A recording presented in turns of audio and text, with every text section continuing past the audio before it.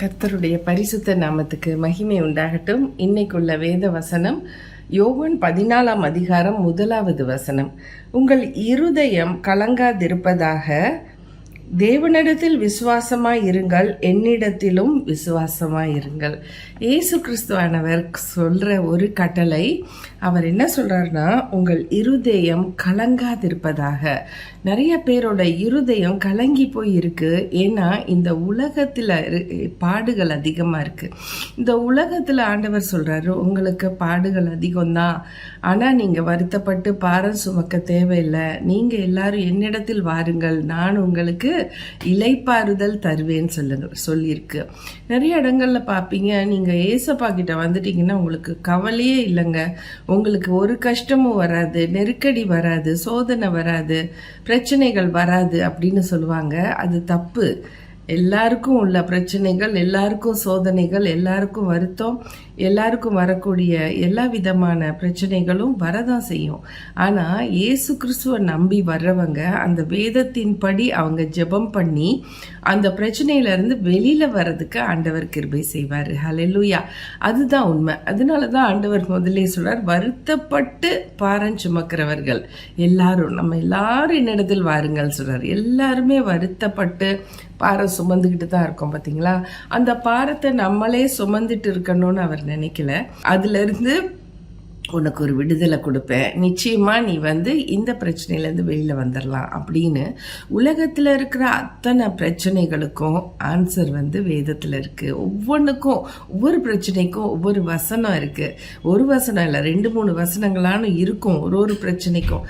அந்த வசனங்களை சொல்லி நம்ம விசுவாசித்து ஜெபிக்கும் பொழுது அதில் வெளியில வந்துடலாம், மேற்கொள்ளலாம். ஜனங்கள் முக்கால்வாசி பேர் என்ன நினைக்கிறாங்கன்னா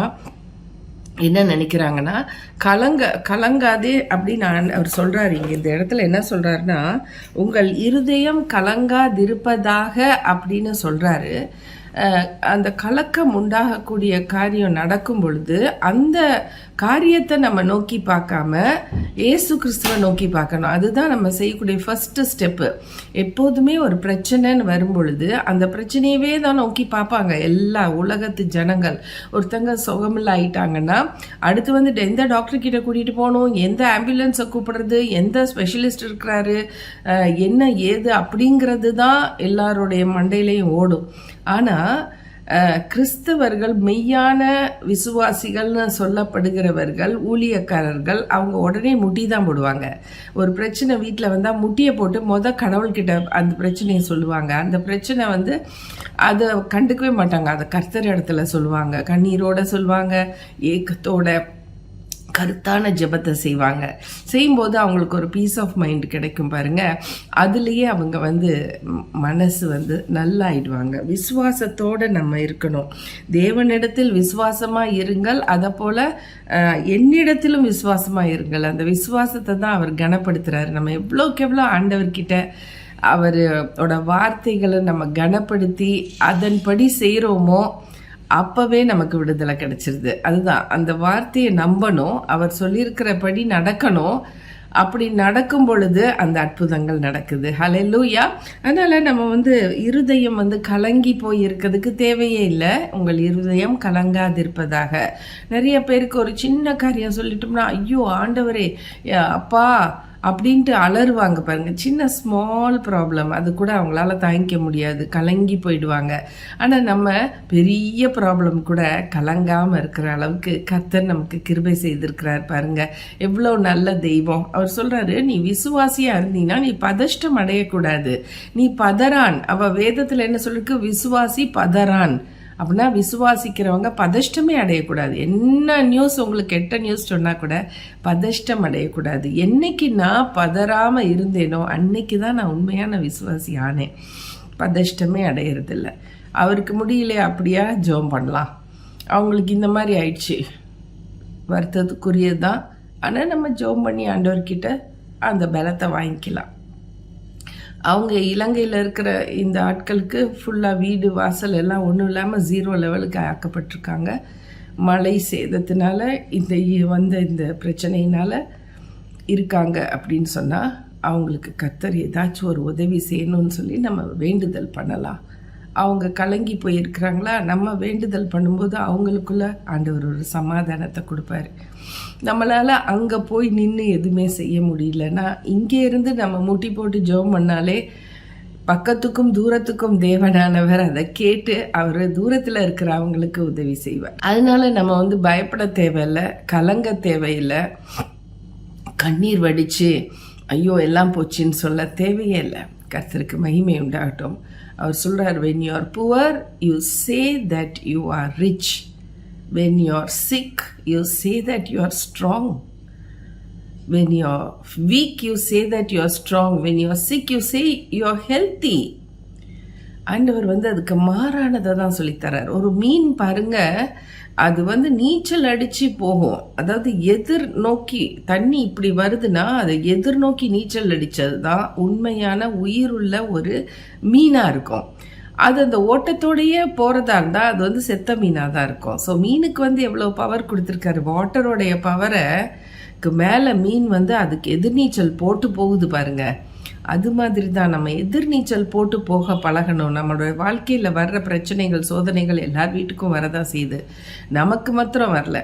அப்படி இருக்கும்போது நம்ம அது எதிர்நீச்சல் எப்படி போடுறது, எப்படி தேவனுடைய வார்த்தையிலிருந்து அவருடைய வார்த்தையை எடுத்து அதை சொல்லி அதை விசுவாசித்து அந்த பிரச்சனையை மேற்கொள்றதுங்கிறது தான் நம்ம அறியாமையில் இருக்கோம். ஆண்டவர் சொல்றாரு, என்னுடைய ஜனங்கள் அறியாமையினாலே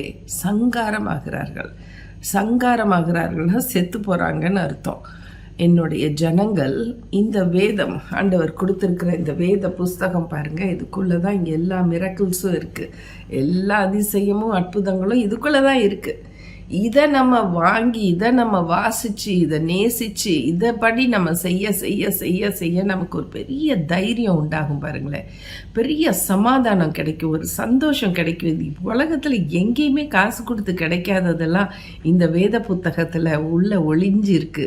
இதை நம்ம வெளியில் எடுக்கணும், அதை தியானம் பண்ணணும். வெறுமனை வாசிச்சுட்டு மூடி மூடி வச்சோம்னா ஒன்றும் நம்ம மண்டையில் ஏறாது. ஆனால் நம்ம தியானிக்கணும், அதை தியானித்து நம்ம ஆண்டவருடைய வார்த்தையை டைவ் பண்ணி உள்ள ஆழம் போக போக தான் ஆண்டவர் நம்மளோட பேச ஆரம்பிச்சிருவாரு. ஆண்டவர் சொல்ற வார்த்தை நம்ம காதுல கேட்கும் பாருங்க துல்லியமா. அப்படி உள்ள எக்ஸ்பீரியன்ஸ்குள்ள வரணும்னா இந்த வேத புஸ்தகம் தான் நமக்கு சாட்சியா நிக்குது. கர்த்தருக்கு மகிமை உண்டாகட்டும். இன்னைக்கு தேவனிடத்திலும் நம்ம விசுவாசமா இருப்போம், இயேசு கிறிஸ்து மேலேயும் விசுவாசமா இருப்போம். இது நிமித்தம் நம்மளுடைய கலக்கம், பயம், சந்தேகங்கள், எரிச்சல்கள், கோபங்கள், இன்னும் வித்தியாசமான எண்ணங்கள், இன்னும் இப்படிப்பட்ட வேதனைப்படுத்தக்கூடிய எண்ணங்கள் எல்லாம் அழிந்து ஒளிந்து போயிடும். ஒரு நாள் நீங்கள் பார்ப்பீங்க, இந்த மாதிரி எண்ணங்கள்லாம் எனக்கு டிஸ்டர்ப் பண்ணிட்டு இருந்துச்சு, இப்போ உன்னையும் காணோம் அப்படின்னு சொன்னால் அதுக்கு இந்த வேதத்தை வாசிக்க ஆரம்பிச்சிட்டிங்க, அதை தியானிக்க ஆரம்பிச்சிட்டிங்க. அதுதான் காரணம். கர்த்தர் சொல்கிறாரு, உங்களுடைய இருதயம் கலங்காதிருக்கட்டும். அவர் துக்கத்தை சந்தோஷமாக மாற்றுகிற தெய்வம். நம்ம அவரிடத்துல ஆண்டவரே என்னோட எல்லா பாவங்களையும் எனக்கு மன்னிச்சிருங்க, உங்கள் இரத்தத்தால் என் பாவத்தெல்லாம் கழுவி என்னைய சுத்தம் பண்ணுங்க, நான் உங்கள் பிள்ளையாக மாறணும்னு ஆசைப்படுறேன், நான் என்ன செய்யணும் எனக்கு கற்றுக் கொடுங்க, இந்த வேதத்தை நான் வாசித்து அறிந்து கொள்கிறேன், நீர் மெய்யான தெய்வம் என்பதை நான் இந்த நாட்களில் தெரிஞ்சுட்டு உங்ககிட்ட நான் வரேன் ஆண்டவரேன்னு பாருங்க, நீங்கள் திரும்பி போகவே மாட்டீங்க. கர்த்தருக்கு மகிமை உண்டாகட்டும். அப்படித்தான் உலகத்தில் எத்தனையோ பேர் உண்மையான தெய்வத்தை தேடி தேடி கடைசியில் இயேசுவை கண்டுபிடிச்சிருவாங்க. கண்டுபிடிச்ச பிறகு அவங்க அதிலிருந்து அவங்களுடைய முதல்ல அவங்க வணங்கின தெய்வங்கள் கிட்ட போகவே அவங்களுக்கு இஷ்டம் இருக்காது. அப்படி தான் ஆண்டவராகிய இயேசு உண்மையான தெய்வங்கிறத உலகம் அறிந்து கொண்டே இருக்குது. ஹல்லேலூயா. இன்னைக்கு உலக அளவில் முதன்மையாக இருக்கக்கூடிய ஒரு மதம் அது கிறிஸ்தவ மதம் தான். கிறிஸ்து 33 வருஷம்தான் இந்த உலகத்தில் உயிரோடு இருந்தார். ஆனால் அவர் மனுஷர்களுக்காக மரித்தது நிமித்தம் அவர் உண்மையான தெய்வங்கிறத ஒவ்வொருவரும் உள்ளத்தில் உணரும்படிக்கு அவர் தன்னை காட்சி அளிக்கிறார். அவர் தீர்க்க தரிசனமாக சொல்லப்பட்டு தரிசனமாக நிறைய பேர் பார்க்குறாங்க, அவரோட பேசுகிறாங்க, அவர் தெய்வம்ங்கிறத அறிந்து கொள்கிறாங்க. கர்த்தருக்கு மகிமை உண்டாகட்டும். நாம் ஜெபிக்கலாம். நல்ல ஆண்டவரே, இந்த வேளையிலும் நீர் அப்பா கலங்காதீர்கள் சொன்னதுக்காக நன்றி செலுத்துகிறோம் ராஜா. கலக்கமாக இருக்கக்கூடிய ஒவ்வொருவரையும் நீங்கள் நேசிக்கிறீங்க. உன் மேலே விசுவாசமாக இருந்தால் போதும்.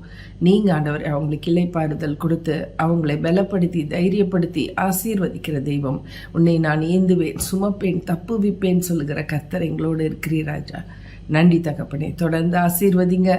ஒவ்வொருவரையும் அந்த கலக்கத்திலிருந்து வெளியே கொண்டு வரதுக்காக கோடி கோடி ஸ்தோத்திரம். இயேசுவின் நாமத்தில் பிதாவே, ஆமேன், ஆமேன். God bless you all and thank you friends.